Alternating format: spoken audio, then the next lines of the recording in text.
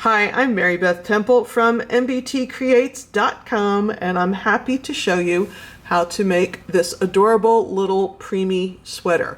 Perfect for the very smallest family member you have, or to donate to the local hospital or shelter. And let's jump right in and look at the materials that we need to make this adorable sweater. Because it's a preemie sweater, this cardigan doesn't take very much yarn at all. I used about 125 yards of a DK weight yarn.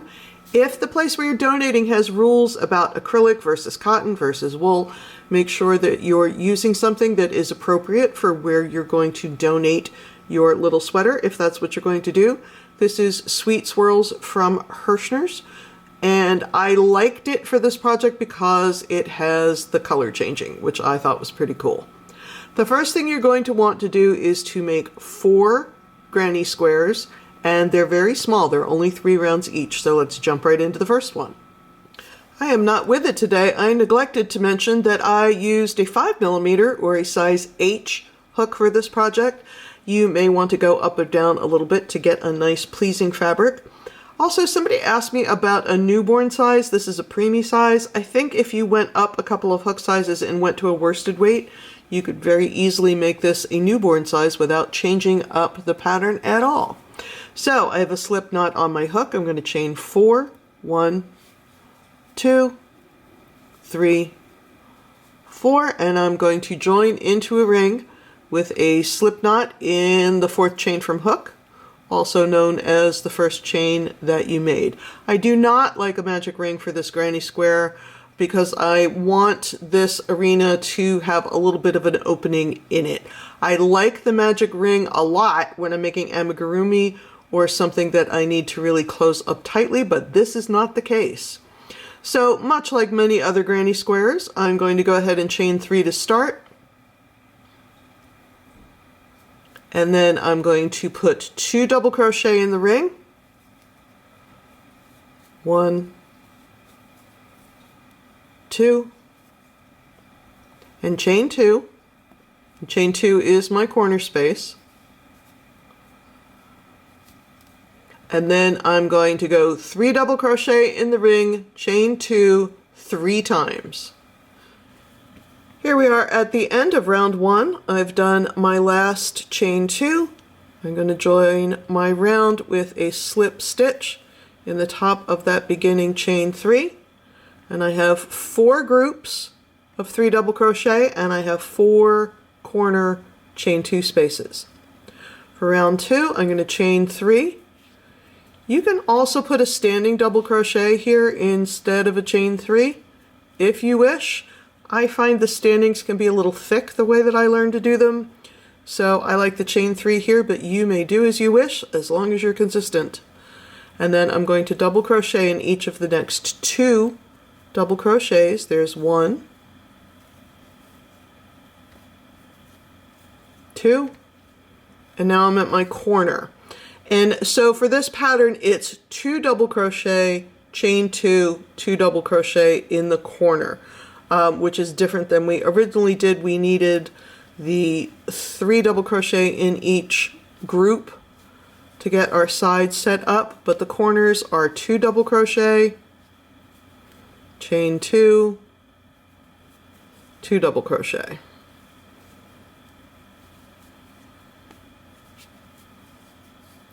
Moving on, we're going to double crochet in each of the next 3 double crochet, but sometimes, just so you know, that first one is hiding.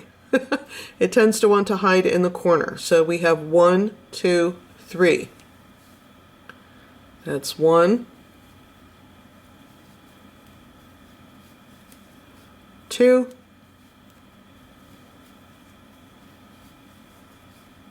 3. And then my corner, 2 double crochet, chain 2, 2 double crochet. So moving forward, we're going to double crochet in each of those 3 double crochet and do the corner. Double crochet in each of those 3 double crochet, do a corner, and when my last corner is done, my 4th corner, which is right there, I'm going to join the round with a slip stitch at the top of the beginning chain 3. Here we are at the end of round 2, and for our 3rd And final round, we're just going to put a little single crochet border on here. So I'm going to chain 1. I'm going to single crochet in the same stitch as the round join, and I'm going to single crochet around. So every time I see a double crochet, I'm going to put a single in it, that first one, after the chain can be a little fiddly. But I'm going to put a single crochet in each double.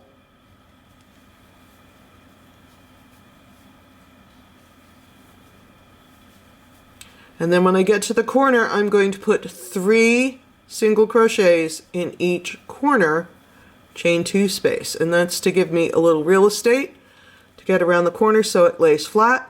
I'm going to double in each of these doubles. We have 1, 2, 3, 4, 5, 6, 7. Remember, the top of that first one might be hiding in the corner. And that's what we're going to do. We're going to do this all the way around and join with a slip stitch in the very first single crochet. We're going to have to put singles in these 2 doubles right here.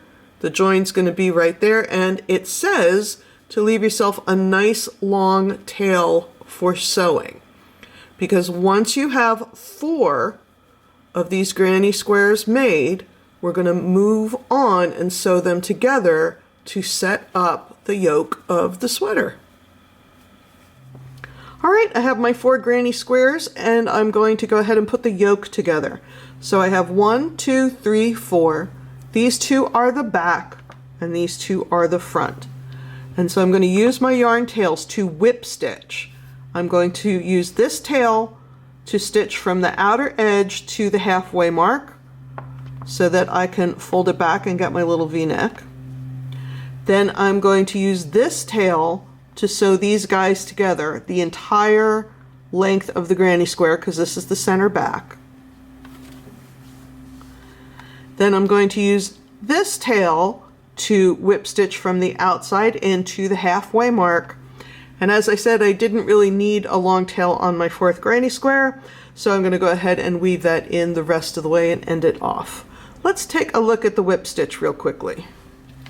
What you want to do is line up your stitches exactly across from each other. And you can see I already brought my yarn up from the back to the front through the center of these 3 singles that were in a row in the corner. So I'm going to look for the center one on this side, because that would be right across, and take it down. Now I tend to do my whip stitch a little loose at the beginning and then go back and tighten it up with the needle, because that way if I've made any mistakes it'll be easy to pull out. And so this is the whole ball game. I'm going to come up in the next stitch from the back to the front, down in the next stitch on the other one, top down from top to bottom. Up from the back on one side, down from the top on the other.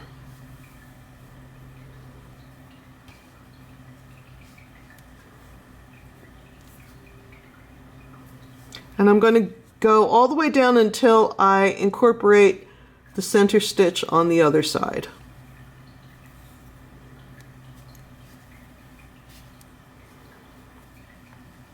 If I'm happy and I'm sure my stitches are lining up nice and neat across from each other, I can go ahead and start tightening them up as I go. But like I said, I don't tighten everything up at first because I want to make sure that I don't have any boo-boos before I tighten up my seam. So when I get to the end of this seam, I can go ahead and weave in this tail because I won't need it anymore. And here we are, there's my center one and my center one.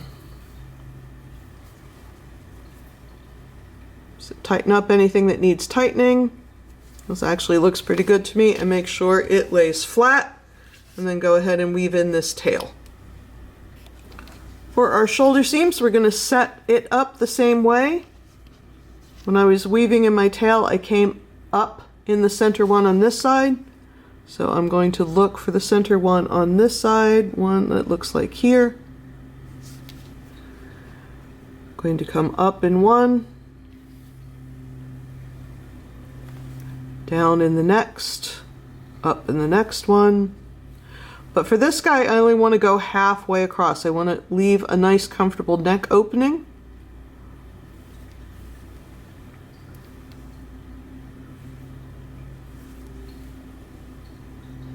And I was looking for the center is going to be right about here. 1, 2, 3, 4. So this is going to be my center stitch. So when I've gotten to here, then I'm done with my seam. Now I can go ahead and tighten her up.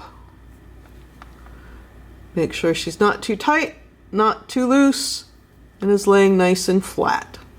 On a short seam like this, you really can sort of tug from the edge. Now, I mean for this collar to stitch back a little bit. You can do a couple things. You can just leave it folded, but I want to make sure, again, that there's nothing in this sweater that can catch on a tiny person or a medical professional. So I'm going to take this point and I'm going to line it up with my center hole. I'm going to take this same end that I'm already working with, and I'm going to take a little catch stitch here so it doesn't come out, and I'm going to hide it in the back, almost like I was weaving the end in, and since it's the same color, it's not really going to show. But I'm going to go here and just take a little tack stitch in the center of those three and attach it to my center ring. 1 stitch, 2 stitches will do it. Take that to the back. And now I'm going to go ahead and weave in my ends. I'm going to do the same thing on this side. Now I'm going to start right here in double crochet, and I'm going to work all the way around the whole body. And I am once again going to grab that central stitch. That's where I'm going to start. And I'm going to start with a standing double crochet. If you want to join and chain 3, you can do that, but I like to do a standing. I just have a slip knot on my hook. I've done yarn over. I'm inserting in the stitch where I want to work. Yarn over back to front, always in crochet. We have 1, 2, 3 loops on the hook. Yarn over once and draw through 2, yarn over twice and draw through 2. So that gives me a solid double right here on the end. I just think it happens to look nicer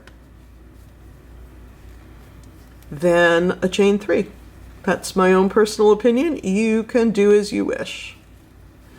So the first thing I'm going to do is work all the way across this granny square, including the corner stitches.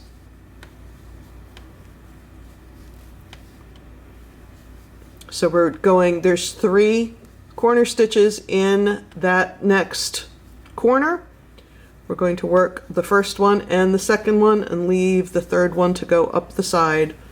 We will use that later when we're putting on the sleeves.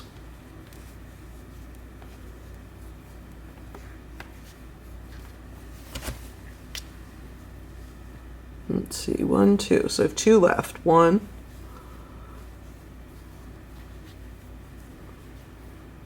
2. Now I'm going to jump right over here to the next granny square. Look for the center one of the corner, which is this guy.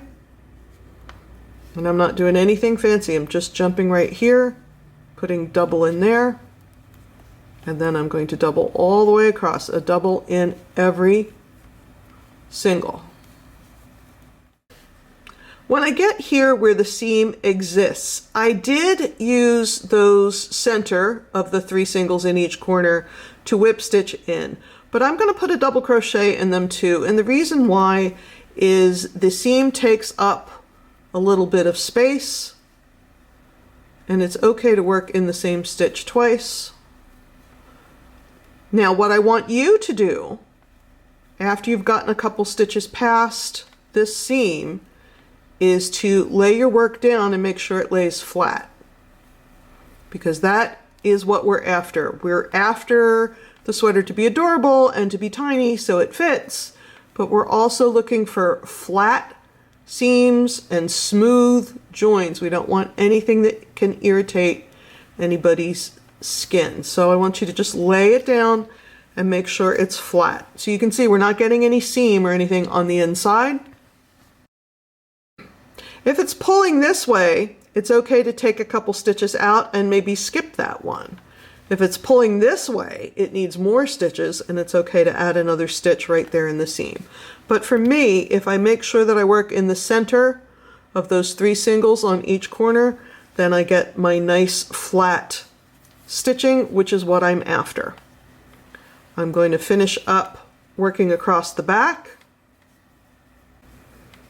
And once again, I'm going to come up to that corner. There's 3 singles in there, 1, 2, 3. I've already worked in one of them. I'm going to single crochet in that corner, and then I'm going to make a turn. I'm going back to the front. 1, 2, 3. So we're looking for the center one.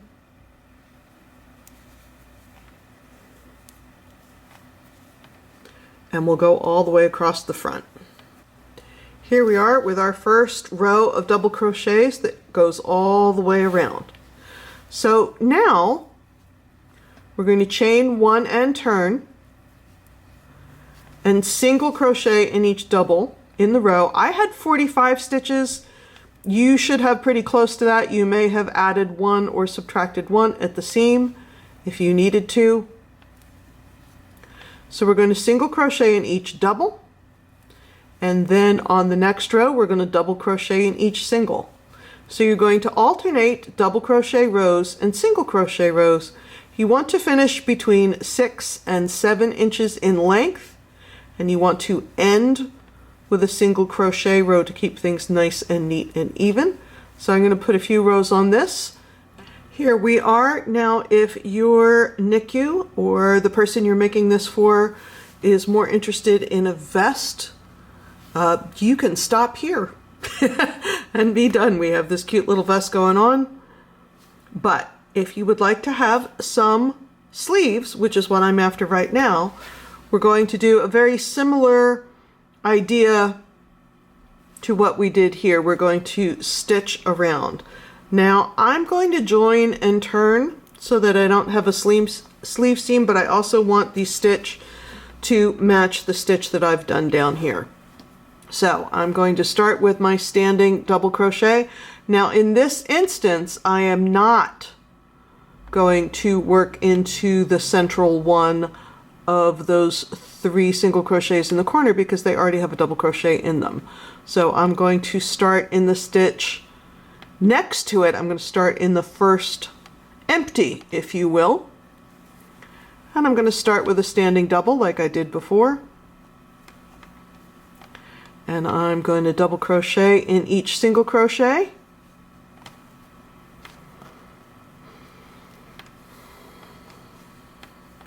All the way around to the other side. And when I get to the seam, I'm going to do the same thing that I did when I did the body. I'm going to go ahead and use those central single crochets as places to put double crochets, but I'm going to check and make sure that everything is laying flat. And if I have to make any adjustments, this is where I'm going to do it. I'll do it right here where the seam happens. All right, let's just take a brief look at this underarm. So this is the top right here of the first double crochet row. So I'm not messing around in there. And also this is where I said that I was not going to stitch in the central stitch of those 3 singles. So now that I have gone all the way around, I'm going to join and turn, chain 1 and turn, single crochet in each double crochet. Then I will join and chain 3 and turn, double crochet in each single crochet, etc. I'm going to go until 10 rows have been complete, which should give me a sleeve length of about 5 inches, which is what I am after. And then I'm going to do the exact same thing on the other sleeve. So I lied. I said that I was going to do 5 double crochet rows on the sleeve, but I went 4 because I really didn't want the sleeves to be too long. I'd rather have them be a tiny bit short than too long, as tiny as this is. 2 more things I want to show you before I go. One is we have this little gap going on here at the underarm, and it's for where we started the round. So what I did on the other side, and I will do it on this side too, is I took the tail that was left when I started my sleeve and I sort of slid it down through the back of the double crochet where it was living, and I grabbed this stitch that has that double crochet in it, and I grabbed this stitch that has that double crochet in it, and I took 2 little tacks. 1, 2, took the yarn to the back, and then I'll weave in the end. And that closes up that little gap right there, but you want to make sure it's good and tight before you weave that end in. The other thing I wanted to show you is I decided I did not like the raw edge here along the front, so I added just a little bit of single crochet. So I brought my yarn up. Well, on this side I started at the bottom and went to the top. On this side I'm going to start at the top and go to the bottom, but it works the same way. I brought up just a fold of the yarn 4 to 6 inches from the end so that the next stitch will connect with this existing one. And then I just did a little single crochet edging just to the bottom, and I tried very hard not to stitch. I don't want to stitch around a whole stitch. I like to stitch into a stitch. I just think it's a little neater. So I put 2 singles on each double crochet row, and I put 1 single at the end of each single crochet row.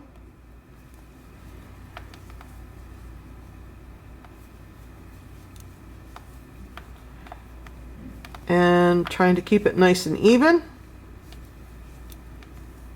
And then when I get to the bottom,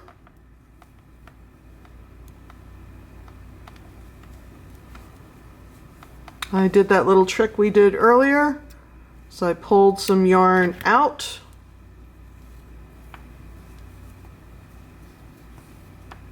threaded it onto my tapestry needle,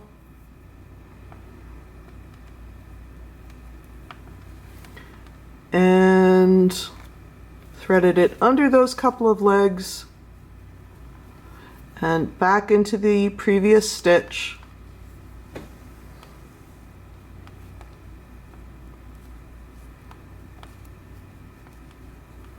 And tighten that up a little bit because I'm seeing a little bit of the chain stitch, but that makes that a little more even. So there's my additional single crochets that I just added. I can weave in this tail and this tail. And remember, on this side I went from the top down. On this side I went from the bottom up, but it's the same technique. And it just, to me, gives it that little extra oomph. I'm going to talk a little bit about closures, and I'm going to be honest, I am not going to put a closure on this. Here's why. We generally don't want ties, especially if the preemie is still in the NICU or some other medical situation, because ties can get tangled up in medical equipment. I think an open cardigan is fine in a hospital setting or a medical setting. I think an open cardigan is fine at home. My only other option, I think, would be to do buttons and loops. And once again, I don't want loops because I don't want them to be tangled in medical equipment. The last thing I could think of to do is if I sewed a button here and used this opening as a buttonhole and gave myself a little bit of overlap in the front. I think that is the least offensive closure I could come up with, but I think it's up to you. I think it depends on the rules of the place that you're donating, or if you're making this for yourself or a family member or the child of a friend. I think it's up to you what you want to do about closures, but I decided to go ahead and just leave her open. But there she is, all finished up. This is a Preemie 2 size. It should fit Preemie in the 4 to 5 pound range. You can always go over to mbtcreates.com to the blog to get the whole pattern written out. And I thank you so much for hanging out with me today. Bye-bye.